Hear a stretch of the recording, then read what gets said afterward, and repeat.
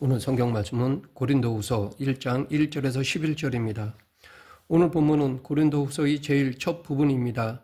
고린도 교회는 사도 바울이 가장 애정을 많이 쏟은 교회였지만 사실 문제가 많은 교회이기도 했습니다. 바울은 문제를 해결하기 위해 이미 고린도전서를 썼지만 상황이 쉽게 해결되지는 않았습니다. 그래서 이후에 눈물의 편지를 써서 디도편으로 보냈고 이어서 오늘 설교 본문인 고린도후서마저 쓰게 되었습니다. 먼저 2절에 사도 바울의 인사가 나옵니다. 바울은 인사에서 하나님 우리 아버지와 주 예수 그리스도로부터 오는 은혜와 평강을 기원하였습니다. 은혜란 값없이 주시는 하나님의 호의를 뜻하고 평강은 성경에 약속한 하나님의 모든 복이 완성된 상태를 뜻합니다. 이렇게 은혜와 평강을 빈 다음 3절, 4절에서 하나님께 찬송을 올려드렸습니다. 3절에서 바울은 하나님을 모든 위로의 하나님이라고 불렀습니다. 4절에서는 그 하나님께서 모든 환난 중에 사도 바울과 그 일행을 위로하셨고 위로를 받은 그들을 통하여 모든 환난 중에 있는 사람들을 위로하게 하신다고 하였습니다. 이 구절에서 반복되는 핵심 단어는 우리입니다. 위로 혹은 위로하다라는 단어는 신약성경에 31번, 그중 바울 서신에만 25번 나옵니다.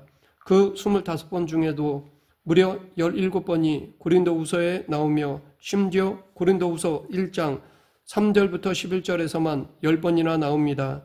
사도 바울을 위로의 사도라고 한다면 고린도후서는 위로의 서신이며 고린도후서 1장은 위로의 장이라 할 수 있습니다.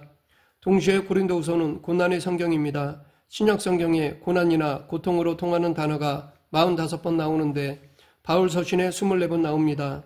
그 중에 9번이 고린도후서에 나오며 고린도후서 1장 3절부터 11절에만 3번 나옵니다. 인간은 누구나 위로가 필요합니다. 우르시누스가 작성한 하일베르크 요리문답 1문답은 이렇게 되어 있습니다. 1문, 살아서나 죽어서나 당신의 유일한 위로는 무엇입니까? 답, 살아서나 죽어서나 나는 나의 것이 아니요 몸도 영혼도 나의 신실한 구주 예수 그리스도의 것입니다. 모든 교리 문답은 1문답이 가장 중요합니다. 하이델베르크 요리 문답은 1문답이 위로에 대한 내용입니다.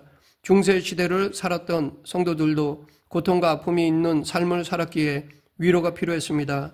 오늘 본문은 우리에게 고난과 위로에 대해 3가지를 말하고 있습니다. 첫째, 믿음의 길에는 반드시 고난이 따릅니다.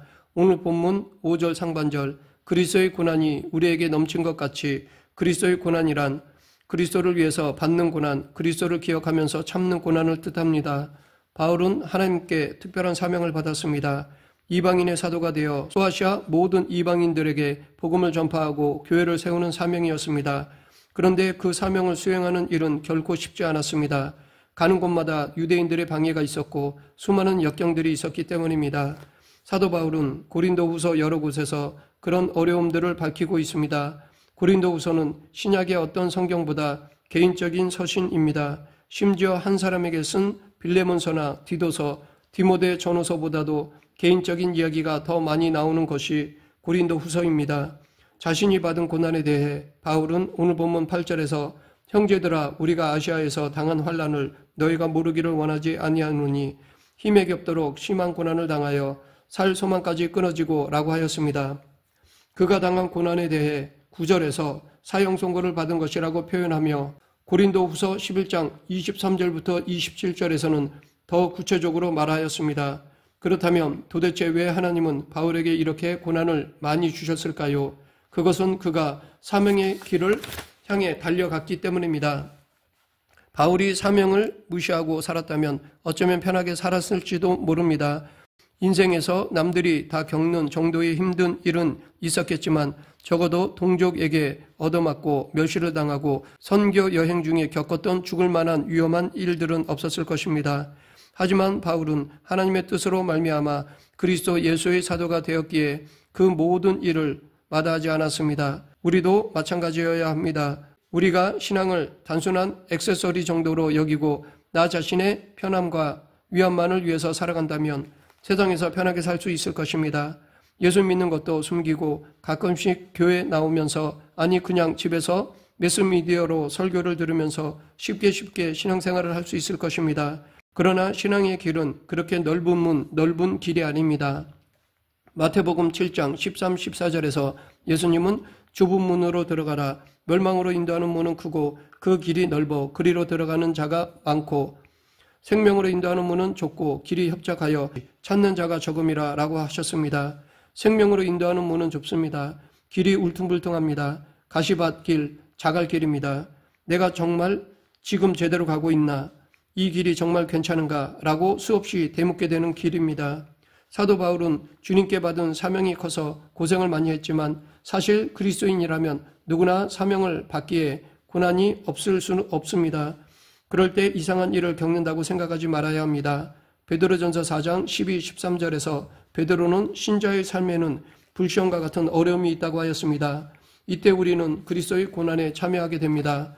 그리스도를 위해 그리스도의 이름으로 고난을 받게 됩니다. 둘째, 신자가 고난을 당할 때는 반드시 하나님의 위로도 함께 주어집니다.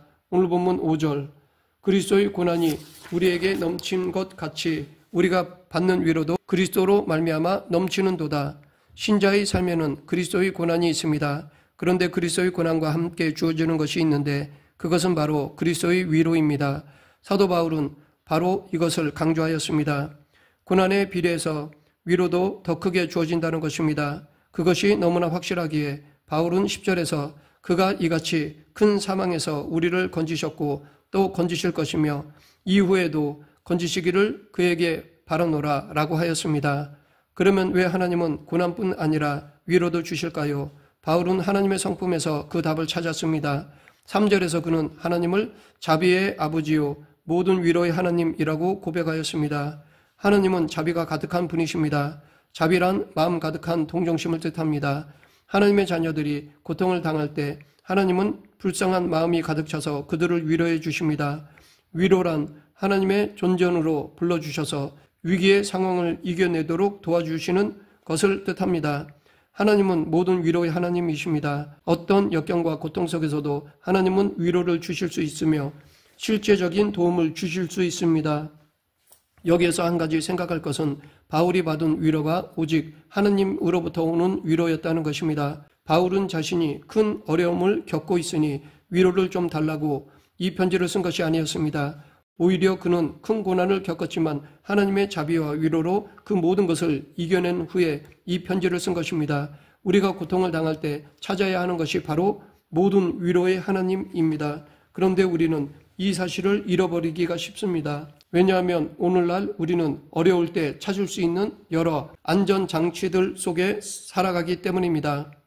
종교개혁 시대에 어떤 사람들은 병에 걸려도 믿음으로 기도만 하고 약을 먹지 말라고 했습니다. 마틴 루터는 그런 사람들을 비판하면서 인간이 만든 약도 하나님이 주신 은혜의 선물이기에 신자들이 얼마든지 사용해야 한다고 주장했습니다. 이처럼 우리는 사회적 안전장치들을 사용할 수 있고 누릴 수 있습니다. 하지만 문제는 그런 것들만 의지하다가 하나님을 잊어버린다는 것입니다. 하나님 대신에 그런 것을 더 의지하고 거기에 소망을 거는 것입니다. 우리가 고난을 이겨내기 위해 세상의 여러 가지 방법을 구하는 것은 당연한 것입니다. 그럼에도 우리가 기억해야 할 것은 근본적으로 우리의 도움은 천지를 지으신 여호와라는 것입니다. 즉 하나님이 그 세상적 방법을 허락해 주셔야만 된다는 것입니다. 사도 바울이 그 많은 고난을 겪으면서 얻은 진리가 바로 오늘 본문 9절입니다. 우리는 우리 자신이 사형 선고를 받은 줄 알았으니 이는 우리로 자기를 의지하지 말고 오직 죽은 자를 다시 살리시는 하나님만 의지하게 하심이라. 하나님만 의지하는 것, 이것이 바로 신앙의 핵심입니다. 믿는다는 것은 의지한다는 것입니다. 성경이 가르치는 믿음은 우리의 전생애를 하나님께 의지하는 것입니다. 신앙생활을 하면서 가장 복된 것은 나의 한계와 연약함을 깨닫는 것입니다.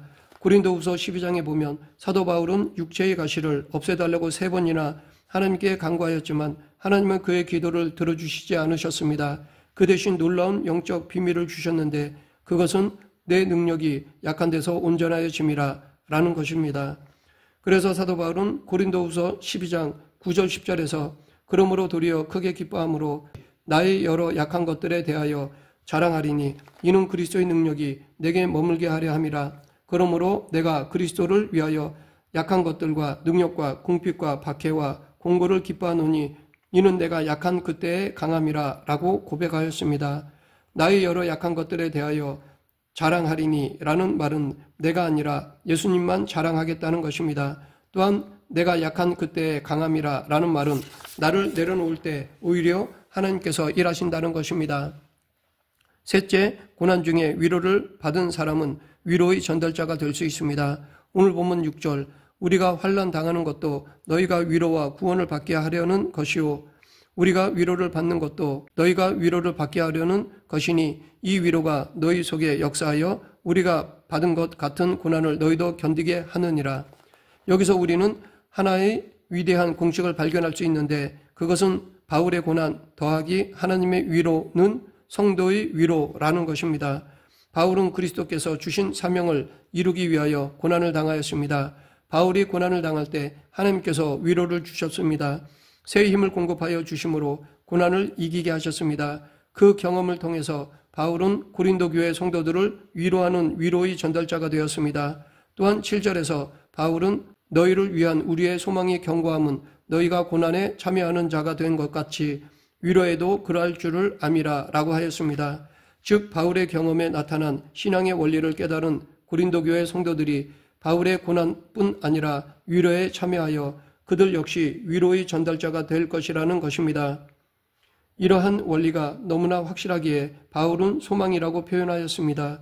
왜냐하면 신약성경에서 소망이란 단순한 희망사항이 아니라 분명히 일어날 일을 확신 가운데 기다리는 것을 뜻하기 때문입니다.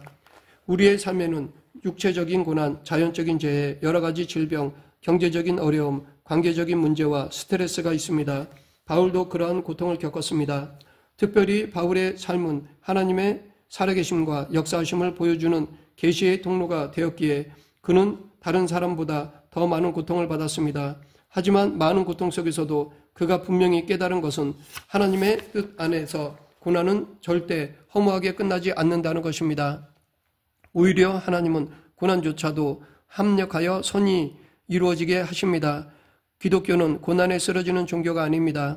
기독교는 오히려 고난을 딛고 일어서는 생명입니다. 그러하기에 사도 바울은 로마서 5장 8절에서 다만 이뿐 아니라 우리가 환난 중에도 즐거워하나니 이는 환난은 인내를, 인내는 연단을, 연단은 소망을 이루는 줄 아미로다 라고 하였습니다. 하나님은 위로에 대한 아무런 계획도 없이 고통을 허락하시지 않으십니다. 하나님은 언제나 고난을 뛰어넘는 위로를 주십니다. 하나님은 그분의 놀라운 지혜 속에서 고난도 허락하시고 그 고난을 통하여 우리가 성숙할 수 있게 하십니다. 그러기에 우리는 두려울 것이 없습니다. 십자가가 가슴에 있는 사람은 결코 쓰러지지 않습니다. 나는 쓰러져도 십자가는 서 있습니다. 그 십자가를 붙들고 다시 일어서면 됩니다. 그러면 우리는 사도 바울처럼 소망의 전달자가 될 수 있습니다. 어떤 사람은 그날이 속히 오겠지만 어떤 사람은 좀 더 기다려야 할 수도 있습니다. 하지만 분명한 것은 반드시 우리의 모든 눈물을 닦아주시고 위로해 주실 것이라는 것입니다. 말씀을 맺겠습니다. 지금 고난 가운데 계십니까? 낙심하지 마십시오. 그 고난 안에는 하나님의 뜻이 담겨 있습니다. 그러기에 고난을 하나님께서 직접 조정하고 계신다고 믿는 사람은 끝까지 소망을 가질 수 있습니다. 고난 속에서도 우리 삶을 절대 놓지 않으시는 하나님의 위로와 능력을 믿는 저와 여러분이 되길 간절히 축원합니다. 기도하겠습니다.